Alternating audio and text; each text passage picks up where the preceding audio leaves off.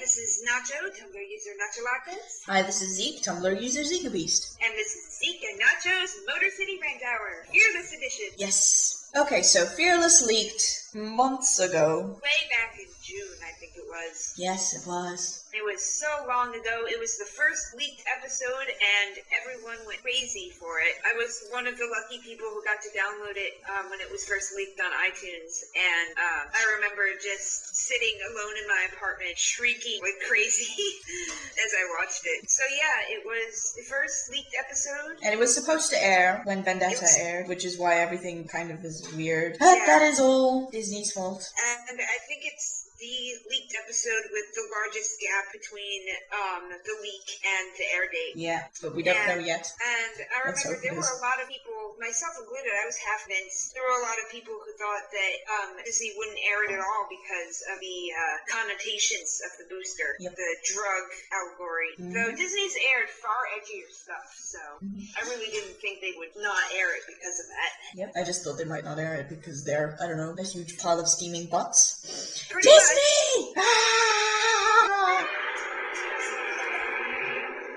Yes, thank you for that, Zeke.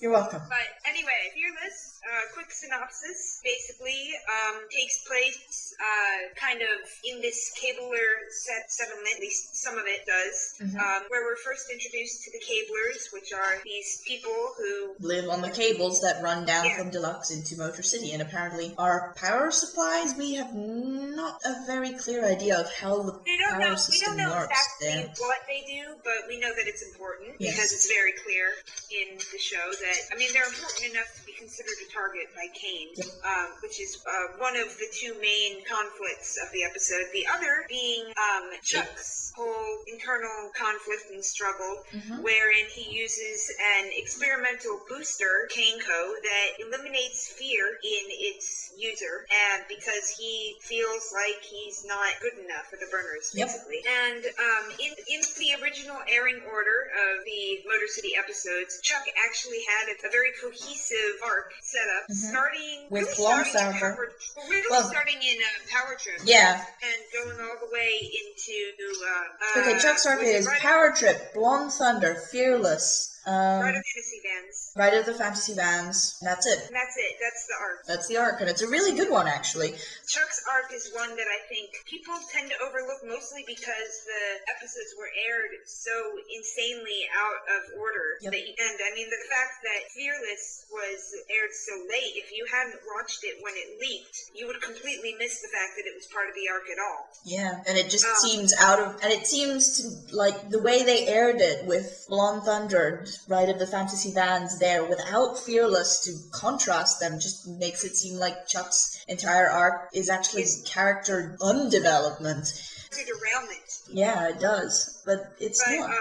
Somebody once did a write-up, a really coherent and interesting write-up of Chuck's arc and why the episodes airing out of order was such a really strange and bad thing and a bad decision for Disney to make, especially in such a character-driven show as Motor City, because it is character-driven. There is conflict, there is a bigger theme, but the conflict is driven by the characters. Yes. Which is why it works so well. And it's why it's such a good show, because the characters are the conflict, basically. The characters make the show what it is. Because it's not a matter of good versus evil in the end. It's a matter of character versus character. Yep. It's Kane versus Mike. It's not Motor City versus Deluxe. It's Mike Chilton versus Abraham Kane. Well, Mike Chilton and his friends versus Abraham Kane and his wife. Yes. But it's still about those characters and their motivations. Which is why Motor City is a good show, and the writing in Motor City is so wonderfully juicy to dig in, especially Chuck. Chuck is a character that I feel a lot of people can relate to, and we've touched upon this before, in that he is not brave in the traditional sense. He has fears, he has paranoias, he has anxieties. It's actually pretty implicit in the text that he has some kind of generalized anxiety disorder. He has panic attacks in the show, and the way they are handled is so good. He's never treated as any less of a character or any less of a burner because he freaks out and because he has panic attacks. He's never, there's the one scene in Reunion when he's been startled by, well, he's really been sent into a panic attack by Claire are tricking him and Mike into thinking that she's Deluxian authority, and he's coming down from the attack and hyperventilating in the background, and Mike's just like, oh, he just does that sometimes because it's a normal thing, and Chuck is probably. He's not making a big deal out of it. He knows that if he leaves Chuck alone to calm himself down, Chuck will be okay, and that is a wonderful way of treating it. Because sometimes that's what you need to do. Sometimes you just need to give someone the space and let them calm down on their own terms. Yep, and it often helps more than trying to interfere or intervene. Yeah. So it's really great, and it's very well written. And a lot of people can relate to that, and a lot of people identify with Chuck and his anxieties, and a lot of people feel like they are Chuck, and that's why Mike Chilton is such a hero to the fandom as well, is because he's such a good friendship, such a good relationship. Yes. It's great. But going back to Chuck's arc, let's just outline it really quick. It starts in Power Trip, where we see his, it's the first time he really steps out of the screaming sidekick role. I mean, it's only the second episode, and we see him first making the decision not to support Mike in the scheme that's probably going to get them all killed, which is very rash of him. And then he shoots down Mike's harebrained schemes, trying to go through the front door, because they'll never expect that. Yes, they won't expect us to be that stupid, Mike. And he shows off his prowess, and he shows throughout the episode that he does know what is sensible and what is not. And Mike takes really huge, ridiculous risks. And it's because he's so fresh out of Deluxe, and he's so bitter and angry, and he just wants to go, get everything done right away, right now. And Chuck's like, no, you're going to get us killed. But then at the end of the episode, when he makes the decision to stand by Mike, there's a bit of character growth right there. Yes. I don't think it's actually growth. I think that was always part of Chuck, and that's why Mike is really great friends with Chuck. I mean, it's character growth for our people. We don't really get to see that side of Chuck. You know, the side of it really does support Mike, even though Mike's antics terrify him. Yep. I mean, it's like this complete 1,000,000 to 1 chance that they don't explode the entire state of Michigan. And Chuck is like, if you think it's worth it, I'm with you. And he really is such a good friend to Mike. And it's that friendship, that moment of friendship that we build upon in Fearless, and the doubt of the friendship. Like, we see earlier in Power Trip that there's like some chinks, some cracks in the thing. What's the next step up? The next step up is Blonde Thunder, right? Wherein Chuck... And that one we really see Chuck's insecurity, where he really does not believe that he's worthy of being a burner, because he can't drive and can't do everything everyone else can do, and... He's no Mike. Well, no, that's a line from Fearless. I know, but it's relevant to that one. Yes, and we also see how Mike supports Chuck and helps him to overcome his own insecurity a bit. But at the end, even though Chuck wins the race, it was still Mike, kind of pushing him and helping him and driving the car for him through most of it. And I think it would almost be considered one of Chuck's low points in the arc. I think it is actually. Blonde Thunder sinks downwards into Fearless, and then it picks up again. Fearless is like the lowest point for Chuck. Blonde Thunder is just slowing this sort of seeds of dissent and like doubt and fear. Just that little bit of, am I not good enough? Just that little bit of, what will they think of me if they know I can't drive? Am I not good enough? Am I good enough? And then in Fearless, we see he's no Mike. There's just the one part where he just completely gives up, hanging in midair, and just says, totally defeated, I'm no Mike. Because it feels like he can't measure up to Mike. He feels like he can't be what the burners need him to be. And then he finds out about this booster that will eliminate fear and make him stronger and make him a worthy burner, air quotes. And he jumps at the chance. There's no hesitation. He just jumps. Actually, there is like a small moment of hesitation, but it's split-second hesitation, but he still just jumps right into it. It is. It's not even hesitation. It's just like a moment of, oh, they're laughing at me behind my back, because of course Texas is a jerk and is kind of a jerk to everyone, but Chuck takes it really personally because he has that self-doubt in him already. And that insecurity, and then it just gets... And then pretty much, I think the climax of this entire arc is probably the fight between Mike and Chuck. Oh yeah, it definitely is. It really is. Because that's when we see Chuck makes a choice. He's so close to... killing Mike. Mike. He comes so close and doesn't. pulls himself back. He has the willpower and the strength to pull himself back from that and to take the booster off and just Flick stop it away and just be a friend to Mike again. And then And then as his normal self, as his normal fear, terrified, completely out of his wits, scared self, Chuck floats up, and it's pretty, like, emphasized that Chuck has a fear of heights, or more specifically, a fear of falling. Yes, and despite his crippling fear, he manages to deprogram this huge-ass scary machine. Giant evil iPad vacuum cleaner that eats people. Yeah, pretty much. Giant evil magnetic iPad vacuum Yes. that people.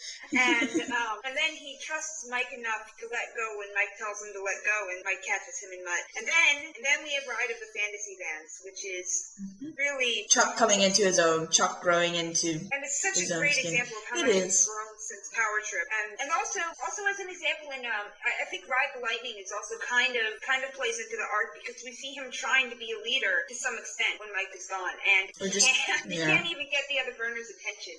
And just completely write him off on arguing amongst themselves when he's trying to say, hey, I can do this, I can set up an algorithm, and I can do this and that, and they're just like, that sounds stupid, Chuck. Yeah, kind of overcomplicated, and Chuck's like, oh, well, I tried. Yeah, but then in Ride of the Fantasy Vans, we see that he has a life outside the burners, which is, I mean, we've seen Dutch's life outside the burners, and we've seen Julie's life outside the burners, but as far as we know, Mike and Texas have no life outside the burners. They are. Mike's life is the burners. Mike's life is burners, and Texas, who even knows Texas? I guess we'll find out eventually or something. Yeah. But in Ride of the Fantasy Ride of- Vans. we see that Chuck is a leader in his own right, that he has his own group. And while they're playing pretend, they're LARPing, they're not, out and fighting and kicking butt like the Burners do, he's still a leader, and he's still leading them into battle and leading them to victory. And he's really great at motivational speeches. He is surprisingly great at motivational speeches, and yet throughout the entire first part of the episode, he's entirely convinced that he isn't a good leader and that he doesn't deserve. Or he just feels overshadowed, I think... He feels, first Yeah. he feels he doesn't deserve it because he tripped in the battle. Yeah. And accidentally beat the other guy. But then he also feels intimidated by Mike to some extent because Mike so effortlessly comes in and takes charge and... Fighting is in Mike's blood. Leading is in Mike's blood. Yeah. Fighting and leading. That is what Kane trained him to do. That is what he's been doing since he got into Motor City. And that is what he does best. And as far as we can tell, that and building cars and taking stupidly big risks is about as all of Mike's talents. Yeah. We actually not don't even see... Not even the building cars so much, because Dutch does almost all of that. Yeah, he can pull together a quick scheme and he can think on his feet, but really he's only the glue that keeps the burners together. Yeah, I mean... He's not always the best with words. Actually, what I love is that none of the burners really are the most eloquent at expressing feelings. They all kind of trip over their own tongues sometimes, and it's beautiful, and it's so accurate, too, because no matter how charismatic and clever you are, when it comes to expressing your feelings, you're gonna almost everyone's going to stumble and trip over themselves. Nobody's going to get it right on their first try, and I love how realistically that's portrayed in this show.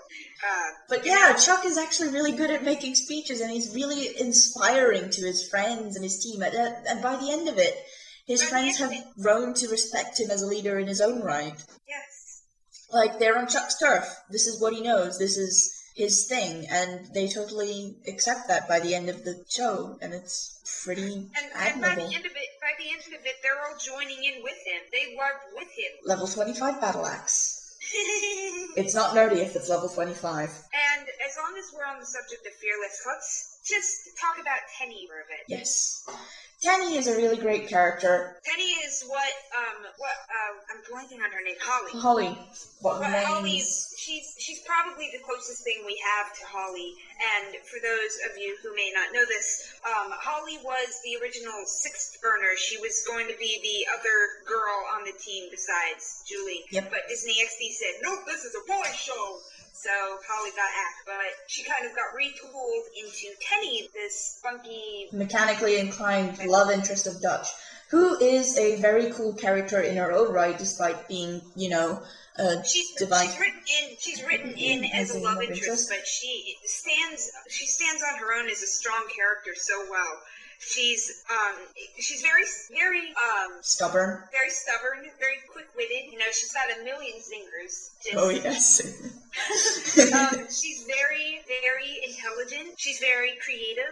When it's revealed that she designed the entire Keebler settlement, pretty much, by herself. I mean, that is, she's got to be like 15 or 16. That is an incredible thing for a teenager to do. It really is. I mean, the lines in Mayhem Night where we get to see her interacting with her dad and Dutch, and in this conflict, Teddy is kind of a little shit, and that's really admirable for her. It's really great because she does not take any crap. She does not take any crap from anyone. And not even her dad is like, my house, my rules. Yeah, actually, technically it's my house, I designed it, pretty much built it, still my rules. Shut up, Dad. And I just love the whole progression of her relationship with Dutch, because while it happens very quickly, their relationship happens over the course of one episode, pretty much. It's established and it becomes a thing, but it's not forced. It's very natural. Yeah. It just comes naturally out of two people with similar interests spending time together, and it's wonderful. It's like Dutch doesn't just fall in love with her because she's pretty and she knows how to use a wrench. And he falls in love with her because of everything she is, because she's a capable fighter, because she ribs at him and she gives him crap for stuff sometimes, and because she's such a personality. I mean, Teddy is like a tiny, mechanically inclined, witty Texas, almost. Really, yeah. And one of my favorite parts of this episode, something that just completely killed me when I first saw it, is Texas's attempted flirting in the early part of the episode, where we see that Texas's idea of flirting is flexing and making wah noises. The Texas mating dance. It's just so Texas. Oh, Texas. And it's just so funny too, and it's great how I'm blanking on who drags him away. Julie, yeah, it's just great that Julie comes up and is like, let's just go over here and. Sorry might be the appropriate thing to say. We're so embarrassed for our stray dog thing. Yeah, this is Texas. Don't mind him. He's still being potty trained. We joke, of course. But Texas is a really great character in and of himself. Texas is still my favorite burner. I mean, I love all the burners, but Texas is still my favorite. He's been my favorite. Since Texas Defiant. Yeah, he's always been a favorite, but Texas Defiant shot him into first place, and he has yet to budge. Yep. So I really love all the burners. I love all the characters on the show. There's not a single character on the show that I even remotely dislike. I cannot think of a single one that I dislike. There's only a few that I'm kind of lukewarm on even, so I'm just like, wow, flawless show, flawless characters. Flawed characters, and in their flaws they are flawless. Anyway, I think we're almost done talking about Fearless. So Oh, wait. The goof up. The tidbit and the goof up. The goof up first. Okay, should we do the goof up first or the tidbit first? The goof up first. Alright, so there is a little mistake here in Fearless. I never saw it when it actually aired, so I don't know if they fixed it, but I'm assuming they didn't. They didn't. Okay. And it was actually my friend Joe who pointed it out to me. But basically when Claire is over at the burners and Julie says, yeah, why don't you go and see what the guys are up to? We hear Texas and Dutch saying that Claire is a completely different person to Julie because, Texas, you can't tell girls apart. Well, Texas is like, what, we have two of them now, or something like that? And yeah, Dutch is like, that's Claire, completely different person. But Dutch is at the Keebler settlement at that point, so where was his voice coming from? Yeah, done We goofed. just don't know. We just don't know. I mean, plausible is that Dutch was actually calling them to tell Mike to get his tools. But or see him calling them, so. Yeah, it's still kind of, where were you, Dutch? What are you doing? What are you doing? But, and then we also have a tidbit for this week. Yay! Thank you, people of Motor City, for the quick provision. Like, he literally just whipped this up in half an hour while we were gushing over the fandom and the other one. Okay, so tidbit time. Okay, so a nice feature that is pretty important to the characters is their weapons, and Dutch's weapon is this like multifunctional tool thing. It's like a Swiss Army knife except cooler. Dutch's weapon has been kind of like everyone. It's easy to tell what the other characters' weapons are. Like, you know, Mike's is the spark staff, Julie's is the energy boomerang, The banana ring. The banana ring. Chuck's is the biotech slingshot, and Texas's is, of course, The gunshots. But nobody's really been able to reach a consensus on what Dutch's weapon is. So, what is it, Zeke? It's a multi-tool device. It can transform into many things to suit his needs. It can transform into like an airbrush spray paint tool. It can be a laser gun, which we've seen a couple times. Apparently it can turn into a lance type thing, but I haven't actually seen that in action. It's a wrench, it's a joystick that he can plug into his car, which we see in the first episode, which I think is for aiming like whiptail. Yes. And it's also transformed into bolas and like a zipline thing in Going Dutch. So, pretty cool thing. Multifunctional device. Yeah. He probably built it, well, he did definitely built it himself, and you just gotta wonder how much free time Dutch has to build things like that. It's pretty. And Dutch really has a lot of free time in this show. He's, you know, he builds, he repairs all their cars. He takes time off to do his own art sometimes, and he's just Dutch is a great character. He really is. Motor City. What a great show. Yes. Well, I think that's about it for your list. Yeah, I think so too. And that's about it for me. I'm pretty wiped out. Okay, so this is Zeke signing out. And Nacho also signing out. See you next time. Yep, and there will be a next time because we are definitely continuing this little goofy podcast, and we'll probably continue it after the end of the show, right? Yep, we probably will. We'll find new things to talk about in Motor City. We'll find new things to talk about Titmouse, because there's no stopping them, I think. And there's no stopping us. Yes. So, we wish you all a nice night, or day, or whatever time it happens to be, and good afternoon. And we must say to you, live fast, live free. Live free.